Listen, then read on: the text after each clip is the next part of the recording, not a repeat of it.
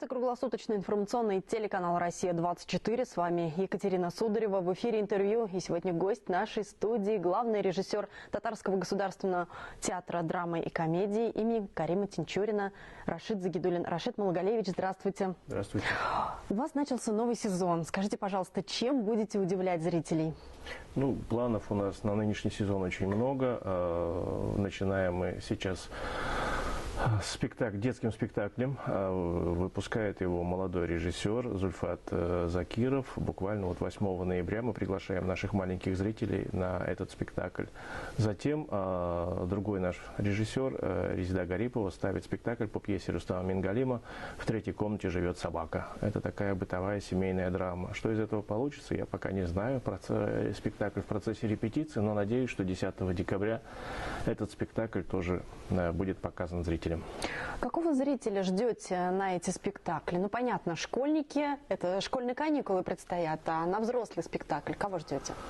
Для взрослого зрителя у нас огромный репертуар, поэтому у нас есть из чего выбирать. И тем не менее, мы все время обновляем. На этот сезон мы предполагаем выпустить 6 спектаклей. 6 спектаклей в целом. И 4 из них это как раз для категории старше 20 лет.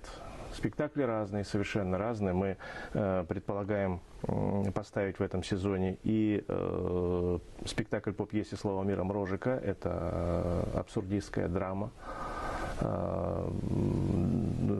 Называется пьеса «Кароль». Далее очень сложный спектакль, многофигурный. Я думаю, что там будет участвовать вся труппа нашего театра. Это спектакль по пьесе Нахи Самбета «Туляк». Эта пьеса никогда не ставилась. Изначально она была написана как либретто к опере, но мы переводим ее на драматическую сцену, с оперной сцены, поэтому это будет поэтическая драма впервые в истории нашего театра. И в истории театров Татарстана. А давайте поговорим поконкретнее о премьерах. Что это за произведения, почему выбор пал именно на них, и в чем изюминка их? Всякий сезон репертуар формируется по-разному, в зависимости от конъюнктуры рынка, это раз. Мы никуда не денемся, в любом случае мы должны отслеживать то, что востребовано. Но, с другой стороны, идти все время на поводу у публики мы тоже не можем. Понятно, что зритель у нас с большим удовольствием предпочитает больше комедии и мелодрамы, по крайней мере, в Национальном театре, нежели какие-то серьезные спектакли, которые заставляют думать. Но, тем не менее, театр должен воспитывать. Все-таки воспитательные цели у театра огромны, и мне кажется, что подбирая репертуар, мы как раз большое внимание уделяем именно этому вопросу. Отсюда и формируется репертуарная афиша на следующий сезон.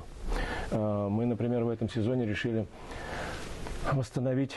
У нас до пожара, до ремонта шел замечательный спектакль по пьесе Максима Горького «На дне». У нас на сцене, в театре он назывался «Там, куда не попадает солнце», потому что дословно «На дне» на татарский язык очень сложно перевести. И мы выбрали изначальное название Максима Горького, и его пьеса называлась «Без солнца».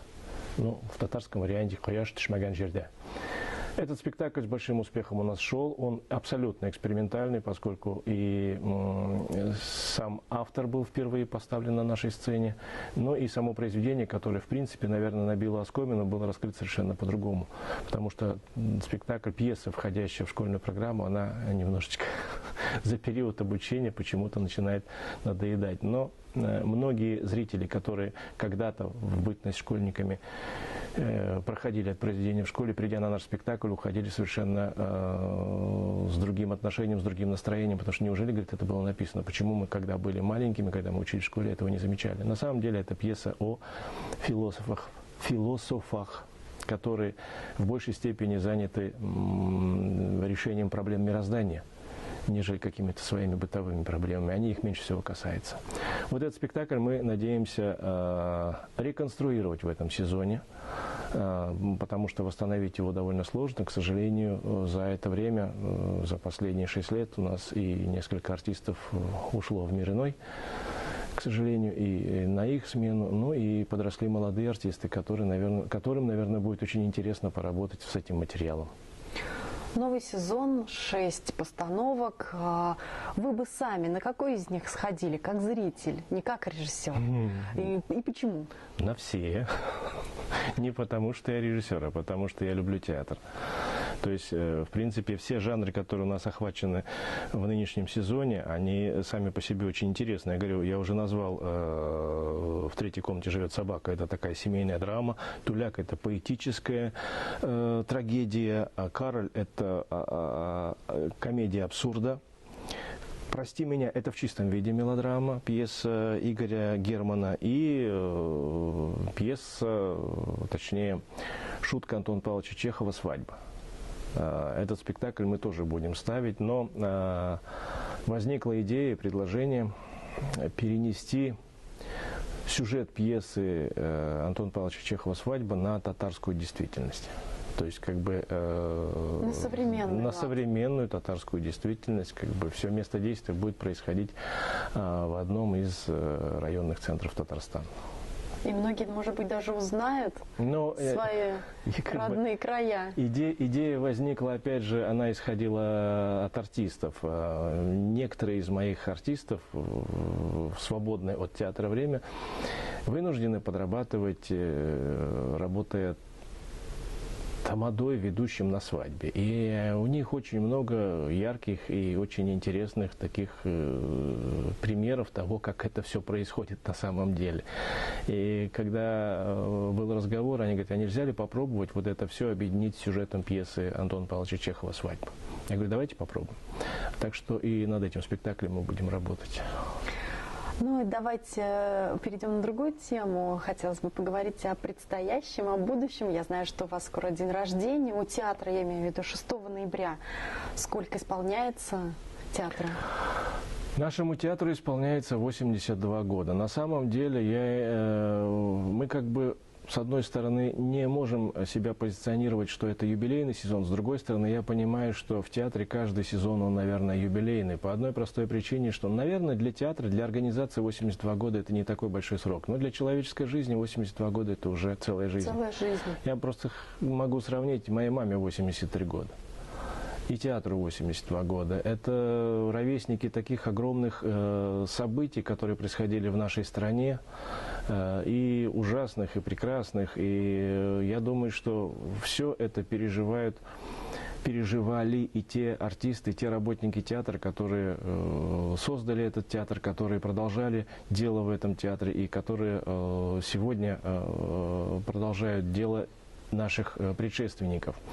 Мы не должны их забывать, и поэтому день рождения – это как бы повод вспомнить о них, о тех людях, которые делали этот театр. Тем более, что судьба нашего театра очень тяжелая, очень непростая. Если 6 ноября 1933 года наш театр был выпущен на свободные хлеба в районы Республики Татарстан в качестве выездной бригады от академического театра, то постепенно, через несколько лет, он был переформирован в колхозно-совхозный театр номер 6. То есть были и номер 1, номер 2, номер 3, выжил наш. Номер 6. Дальше наш театр был назван передвижным театром. И долгое время, на протяжении практически 40 лет, он существовал под этим именем. И уже в 88-89 годах ему присвоили имя Карима Тинчурина, назвали его Татарским государственным театром драмы и комедии имени Карима Тинчурина. И, наконец-то, наш коллектив вернулся опять в родные стены, в те самые стены, откуда он вышел там 60 лет назад, в 89 году. Во времена, когда это был передвижной театр, можно ли сказать, что это была, пожалуй, единственная возможность для населения, которые жили далеко от Казани, приобщиться к искусству? Да, я думаю, что на самом деле просветительская деятельность нашего театра, она огромна, и с задачей своей этот театр справился в полной мере, поскольку вот даже сегодня, когда наш театр приезжает в какие-то регионы нашей республики или даже в регионы нашей страны, России я имею в виду, старшее поколение с большой любовью встречает наших артистов и говорят: о, наконец-то вы приехали, мы вас так долго ждали. Почему вы так редко к нам сейчас приезжаете? Но поскольку мы стали сейчас стационарным театром, мы должны все-таки заботиться и о стационаре, и о выездах. Но своего зрителя, ту публику, которая нас ждет и любит, мы, конечно, не забываем. И, в принципе, у нас ежемесячно от 10 до 20 выездных спектаклей бывает. Плюс к этому наши гастроли, малые гастроли на 3-4 дня и большие. В этом сезоне предполагаются гастроли в Ульяновскую область и в Уфу. Вот, это из больших гастролей, которые планируются. Ну и хотелось бы вернуться к истории. Вот артисты театра прошли самые разные периоды жизни страны. И один из этих тяжелых периодов — Великая Отечественная война. Я знаю, это было серьезное испытание для театра. Расскажите об этой истории. Но нельзя сказать, что наш коллектив выезжал в качестве фронтовых бригад на фронт, но тем не менее обслуживание сельского населения здесь в тылу, это, конечно, проводилось постоянно, и наши спектакли, фонд «Все для победы, все для фронта», многие спектакли у нас так под этим девизом и шли.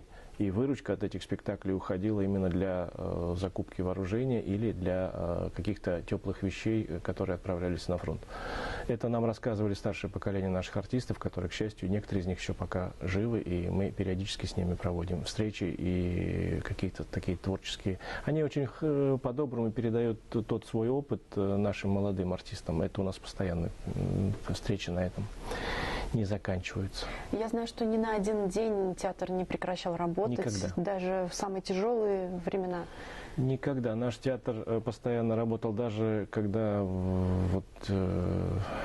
не более как там 8 лет назад у нас был пожар. Даже после пожара, несмотря на то, что на сцене шла реконструкция, наш театр не останавливался. Мы продолжали репетировать и выпускать спектакли.